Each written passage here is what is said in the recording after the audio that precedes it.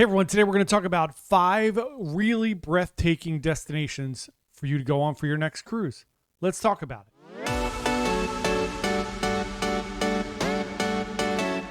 Hey everyone, John here from Bite Size Cruises. Welcome back to the channel. Today we're going to give you 5 new things to think about for your next cruise. We're going to give you some interesting destinations that maybe get left behind.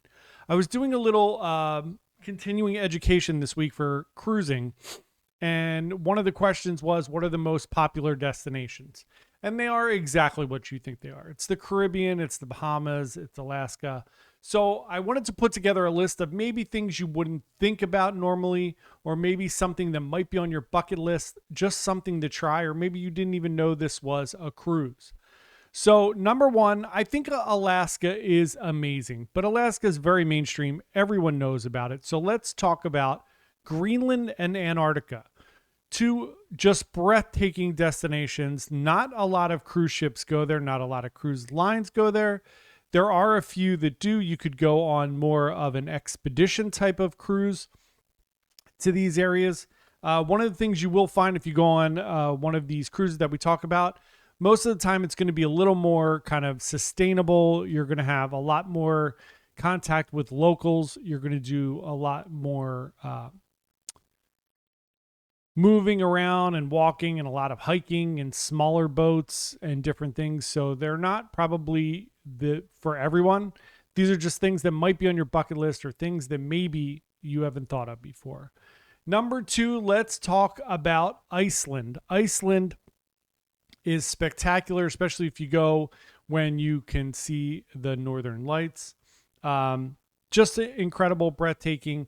Iceland's very expensive, so a lot of people do go there, but it is something to be wary of. A lot of cruises and cruise lines do go there. You just have to pick a good time to go.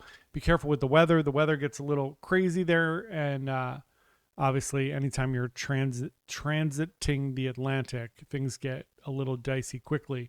But Iceland is an amazing destination, and one we think is worth you going to check out. Again, especially during times where you could see the northern lights. Next up, one I've been really thinking of a lot, I've been looking at and trying to get pricing on. And the problem is always airfare with a lot of these. The airfare really kind of doubles your price. But the Middle East or the Holy Land, a lot of cruise ships leave out of Haifa in Israel, and you can go through the Holy Land there and some of the Middle East. You can also do Qatar, Dubai, Abu Dhabi, all of those on a cruise, which I think is really, really interesting. I would love to do something like that and check out that part of the world. I think it's super underrated from a cruising perspective. And you can get a really good deal on a cruise. It's just going to be the airfare. And then 2 more we have. One is the Norwegian fjords. From everyone that I've spoken to, it is just as spectacular as Alaska, and maybe a little bit more. I don't know that because I haven't been there, but I've seen a lot of the videos and pictures, and it looks breathtaking. So Norwegian fjords, maybe if you've done Alaska, but you want to do something similar to that, you can head over there to Northern Europe and hit the fjords. Last but not least, this one is a pricey one, but the reason it's pricey is because very few cruise lines go there. There are very few ships that go there because you really have to be ecologically sustainable.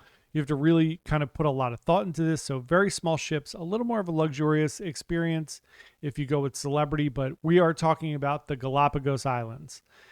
Very, very incredible wildlife you're going to see there. Obviously, you're going to see the giant sea turtles there. You're going to see all kinds of birds, other kinds of species, amazing things that you're going to run into in the Galapagos. And Celebrity really is a pioneer in this area. They use ships that don't have to drop an anchor to preserve the coral.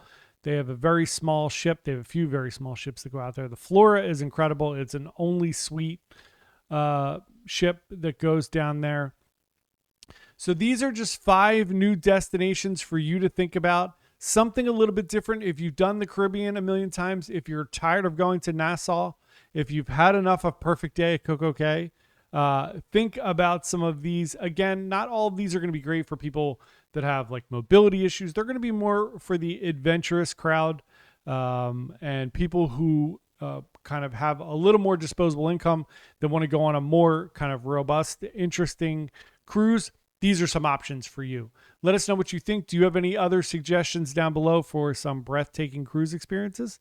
Let us know. Thanks so much and have a wonderful day. We'll talk to y'all tomorrow. Bye.